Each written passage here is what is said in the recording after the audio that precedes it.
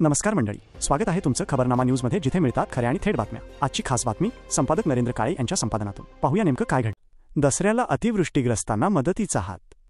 दसऱ्याच्या शुभ मुहूर्तावर वाकडी पाणी वापर संस्थेचे संचालक रोहिदास काळे यांच्या वैयक्तिक पुढाकारातून अतिवृष्टीबाधित कुटुंबांना किराणा भेटवस्तू वाटप करण्यात आले। गेल्या काही दिवसांपासून झालेल्या मुसळधार पावसामुळे गावातील अनेक कुटुंबांच्या घरात पाणी शिरले होते, त्यामुळे चूलमूल विस्कळीत झाली आणि लोकांना मोठ्या अडचणींना सामोरं जावं लागलं।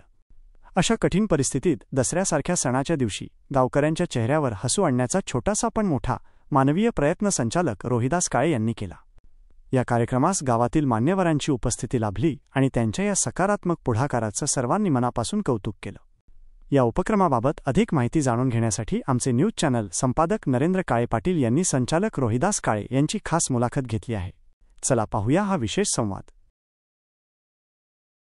कुटुंबाला आपण बाधित कुटुंबाला किराणा वाटप केला, याची संकल्पना आता सुचली कशी? त्यांना म्हणजे इतर साधन काही नसल्यामुळं त्यांना त्यांच्या हातून नुकसान झालं एक माणूस दृष्टिकोनातून त्यांना किराणा वाटप इच्छा करायची बरी परिस्थिती असल्यामुळे त्यांना करण्यात आलं। धन्यवाद आपण दिलेली माहिती, आणि असेच उपक्रम बाकीच्या गावांनी आदर्श घेऊन करावा आणि तालुक्यात एक अभिनव उपक्रम करावा हा प्रत्येक गावातील ग्रामस्थांनी।